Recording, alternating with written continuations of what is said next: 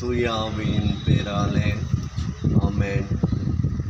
கிறிஸ்துவுக்குள் பிரியமான என் அன்பு சகோதர சகோதரிகளே, இன்றைய தினம் நான் உங்களோடு பகிர்ந்து கொள்ள இருக்கின்ற இறைவார்த்தை விடுதலை பயண நூல் 3ஆம் அதிகாரம் 1 முதல் 6 மற்றும் 9 முதல் 12 வரை உள்ள இறை வாக்கியத்தின் சுருக்கத்தை நாம் பார்ப்போம்.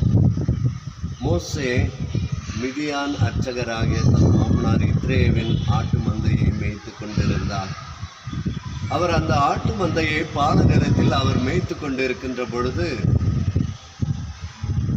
மந்தையை ஓரைப்பை வந்தடைந்தார்.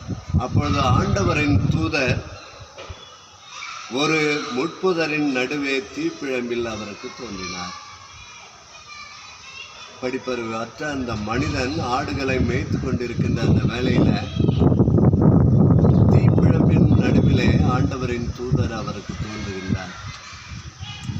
மோசே பார்க்கின்றான், அந்த தீப்பிழம்பு எரிந்து கொண்டிருக்கின்றது. ஆனால் அந்த முச்செடி எரியாமல் வாடாமல் வதங்காமல் கொழுந்துவிட்டு எரிவதை அவன் கண்டு அதன் அருகே சென்று பார்க்க அவன் உணர்கின்றான். அப்பொழுது ஒரு குரல் கேட்கின்றது, மோசே மோசே, நீ நிற்கின்ற இடம் புனிதமான இடம், உன்னுடைய மிதியடிகளை கழித்து விட்டு நில் என்று சொல்லி கேட்கின்றது. அப்பொழுது மோசே, ஆண்டவரே நீர் யார் என்று கேட்கின்ற பொழுது இயேசு மறுமொழியாக, ஆபிரகாமின் கடவுள், ஈசாக்கின் கடவுள், யாக்கோபின் கடவுள் நானே, இருக்கின்றவருமான கடவுள் நானே என்று அவர் சொல்லுகின்றார்.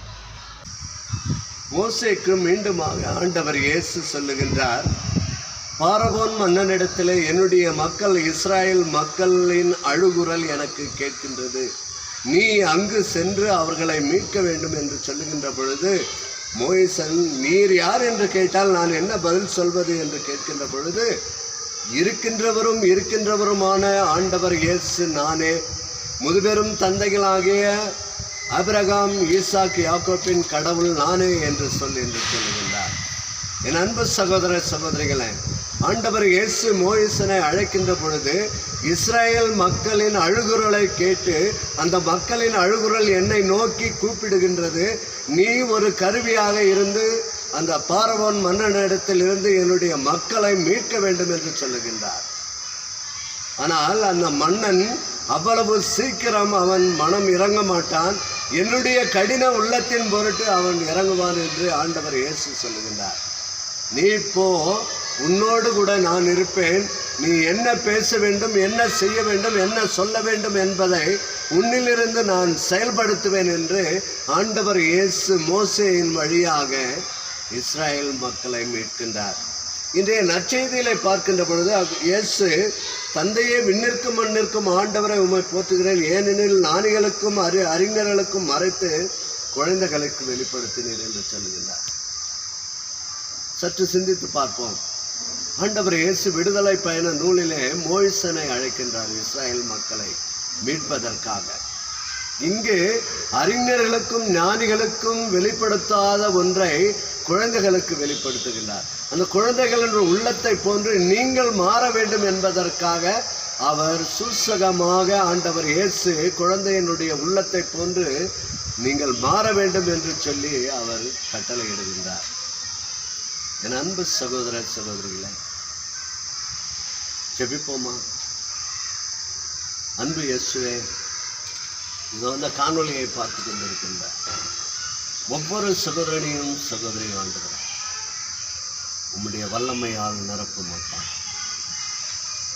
நீர் திக்குவாயனான மோசேனை நீர் அழைத்து, எரியும் முட்புதரில் நீர் அழைத்து, என்னுடைய மக்கள் இஸ்ராயேல் மக்களின் அழுகுரலை நான் கேட்கின்றேன், அந்த மக்களை மீட்க வேண்டும் என்று அவரை அனுப்புகின்றார். இன்றைக்கு கிறிஸ்துவனாக படைக்கப்பட்ட நாங்கள் ஒவ்வொருவரும் இறை வார்த்தையை உரைக்கக்கூடிய ஆற்றலை எங்களுக்கு தாரும் ஆண்டவரே. எத்தனையோ அறிஞர்களுக்கும் ஞானிகளுக்கும் கிடைக்காத ஒரு வாய்ப்பை குழந்தைகளுக்கு நீர் வெளிப்படுத்துகின்றீர்கள்.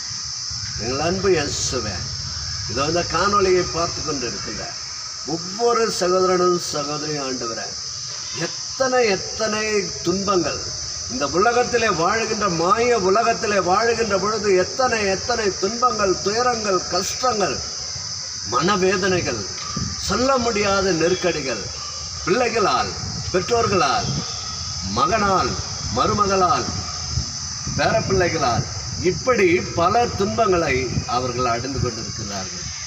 ஆண்டவரே, இந்த காணொளியை பார்க்கின்ற ஒவ்வொரு சகோதரனிடம் சகோதர இடத்திலும் ஆண்டவரே, உறக்கத்தோடு அவர்கள் ஜெபிக்கின்ற பொழுது ஆண்டவரே, உம்மை தவிர எங்களுக்கு வேறு யார் இருக்கின்றார் இந்த உலகத்தில்? இந்த செல்வமோ, புகழோ, பணமோ, பதவியோ, பட்டமோ எங்களுக்கு ஒன்றுமில்லை ஆண்டவரே. உம்முடைய அன்பு மட்டுமே எங்களுக்கு போதும், உம்முடைய இரக்கம் மட்டுமே எங்களுக்கு போதும் என்று ஜெபித்து கொண்டிருக்கின்ற இந்த சகோதரன் சகோதரி ஒவ்வொருவரையும் ஆண்டவரே, உம்முடைய பிரசன்னத்தால் நிரப்பும் ஆண்டவரே. அவர்களுடைய உடைந்த உள்ளத்தை, நொறுங்கிய உள்ளத்தை நீர் உடைத்து உருமாற்றும் ஆண்டவரே. இயேசுவே, உம்மால் மட்டுமே கூடும் ஆண்டவரே. எத்தனையோ பிரச்சனைகள் மத்தியிலும் ஆண்டவரே, எத்தனையோ துன்பங்கள் மத்தியிலும் ஆண்டவரே, இந்த காணொளியை பார்த்து கொண்டிருக்கின்ற ஒவ்வொரு சகோதரனையும் சகோதரியும் ஆண்டவரே, நீர் முழுவதுமாக தொட்டு சுகப்படுத்தும் ஐயா.